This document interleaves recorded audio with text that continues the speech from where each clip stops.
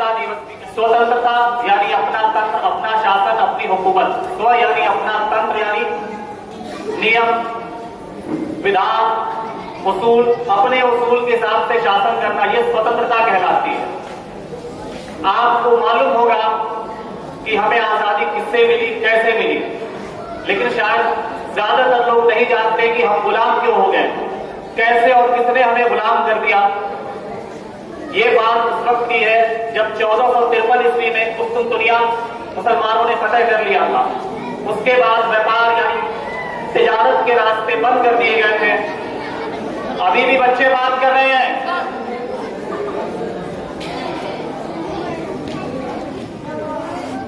जरा खामोश रहो। 1453 ईस्वी में जब कुस्तुनतुनिया पर मुसलमानों की हुकूमत हो गई, उसके बाद हिंदुस्तान से असल में पहले से व्यापार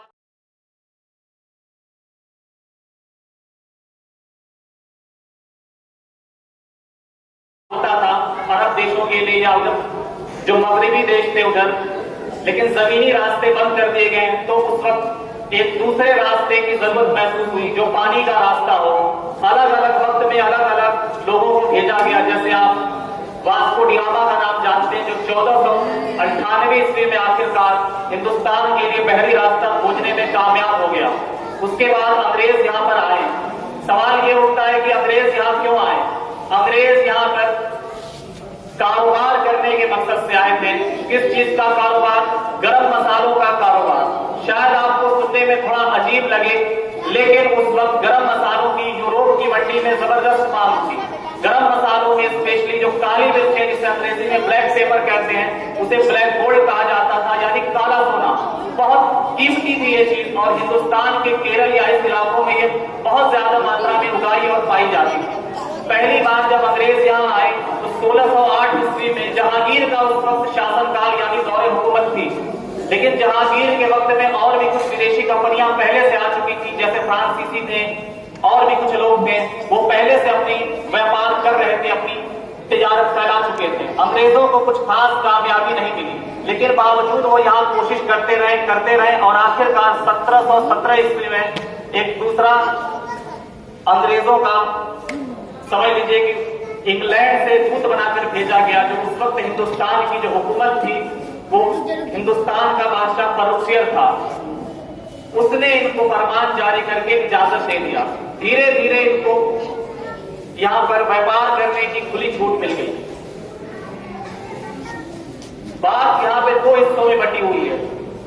1857 तक हिंदुस्तान में जो हुकूमत थी वो एक कंपनी की हुकूमत थी। इस कंपनी का नाम था ईस्ट इंडिया कंपनी। सिर्फ ये कंपनी की हुकूमत थी। ये कंपनी लगभग 125 लोगों के द्वारा मिलकर बनाई गई थी। इन्होंने लगभग इतने लंबे वक्त तक हुकूमत की हिंदुस्तान में। हिंदुस्तान की जो हुकूमत को देखा जाए अंग्रेज किस तरह काबिज हो गए, तो ये दो हिस्सों में बटी है। एक 1764 में जब बक्सर की जंग हुई थी उसमें, और दूसरी 1857 में जिसे क्रांति का नाम दिया जाता है। ये दोनों इसलिए महत्वपूर्ण है यानी जरूरी है क्योंकि इन दोनों जंगों में उस वक्त का बादशाह भी शामिल था, जो मुगलिया बादशाह था। 1764 में शाह आलम द्वितीय की हुकूमत थी। शाह आलम द्वितीय, बंगाल का नवाब मीर कासिम और अवध के नवाब शुजाउद्दौला ने मिलकर अंग्रेजों से जंग लड़ी थी और अंग्रेजों ने इनको बहुत आसानी से हरा दिया था। तो उस जंग में फैसला हो चुका था कि अंग्रेज हिंदुस्तान पे हुकूमत करेंगे, पर दिक्कत ये थी कि मुगल बादशाह इतनी आसानी से हार गया था, उन्हें इस चीज का गुमान भी नहीं था। अब सवाल ये था कि कितनी बड़ी सल्तनत जीत तो चुके हैं, लेकिन उनको शासन करने के लिए फौज की जरूरत है। इंग्लैंड से हिंदुस्तान की दूरी बहुत ज्यादा थी, जाने आने में महीनों का समय लगता था।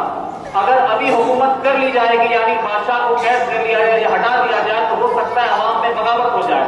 इसलिए उन्होंने मुगल बादशाह को इलाहाबाद के किले में कैद करके रख दिया और लॉर्ड क्लाइव को दोबारा बंगाल का गवर्नर बनाकर भेजा गया। लॉर्ड क्लाइव पहले भी बंगाल का गवर्नर रह चुका था, इसे दोबारा इसलिए भेजा गया क्योंकि ये ज़हीन और तेज तर्रार था। उसने आने के बाद मुगल बादशाह से कुछ समझौते किए, कुछ ऐसे कुछ शर्तों के साथ समझौते किए। उन शर्तों में एक चीज ये भी शामिल थी कि मुगलिया बादशाह से सारे दीवानी अधिकार यानी सारे दीवानी हुकूक छीन लिए जाएंगे। और इस संधि के तहत जो मुगलिया बादशाह था वो कमजोर हो गया और अंग्रेज धीरे धीरे काबिज होने लगे। आखिरी में जब 1847 इस बीच बहुत सी जंगें हुई, जैसे मैंने पहले बताया कि कुछ और भी कंपनियां थी जो अंग्रेजों पहले थी जिसमें फ्रांसीसी थे। फ्रांसीसियों को अंग्रेजों ने 1761 में ही वांडिवाश नाम के जंग में हरा दिया था। और दूसरी जो 1764-65 की बात की जा रही है, इसके पहले 1761 के आसपास गालवन एक जंग हुई थी पानीपत की, जिसमें अहमद शाह अब्दाली आया था। तो अहमद शाह अब्दाली ने जाते वक्त कहा था कि अगर हमारी कभी मुस्तकबिल में जरूरत पड़े तो हमें याद कीजिएगा। अवध के नवाब के साथ उसके अच्छे ताल्लुकात थे। अंग्रेजों को यह भी डर था कि अगर वहां उसको खबर पहुंच गई, मुमकिन है कि वो फौज लेके फिर आ जाए। इसलिए उन्होंने इंतजार किया 1 साल तक। उसके बाद इलाहाबाद की संधि हुई और दोनों यानी कि एक आपके शाह आलम द्वितीय और दूसरे जो अवध के नवाब थे उनको कमजोर कर दिया गया। इस बीच छोटी मोटी और इसके बाद भी छोटी मोटी कुछ जंगें हुई, लेकिन आखिरी जो जंग 1857 में हुई उसमें काफी लोग मारे गए। क्योंकि वो क्रांति भी फेल रही, हिंदुस्तानी हार गए। जब यह खबर इंग्लैंड में पहुंची तो इंग्लैंड की महारानी क्वीन विक्टोरिया ने कंपनी के हाथ से हुकूमत छीन ली और कहा कि अब कंपनी इस पर हुकूमत नहीं करेगी। जो हिंदुस्तान का बादशाह उसको कैद करके वहां रंगून में भेज दिया गया और जो इंग्लैंड की महारानी थी वो हिंदुस्तान की भी महारानी हो गई। तो अगर उसूलन देखा जाए यानी कागजी एतबार से तो अंग्रेजों की हुकूमत जो हुई यानी इंग्लैंड की हुकूमत 1857 से शुरू हुई जो 1947 में जाकर खत्म हुई। तो छोटा छोटा बहुत ही मुख्तसर मैंने आपको इस चीज के बारे में बताया। हालांकि ये बहुत लंबा चौड़ा एक इतिहास है जो काफी वक्त लेगा, लेकिन शायद बच्चे भाषण सुनने में उतनी दिलचस्पी नहीं दिखाते हैं। इसलिए आज के लिए इतना ही काफी है। अस्सलाम वालेकुम।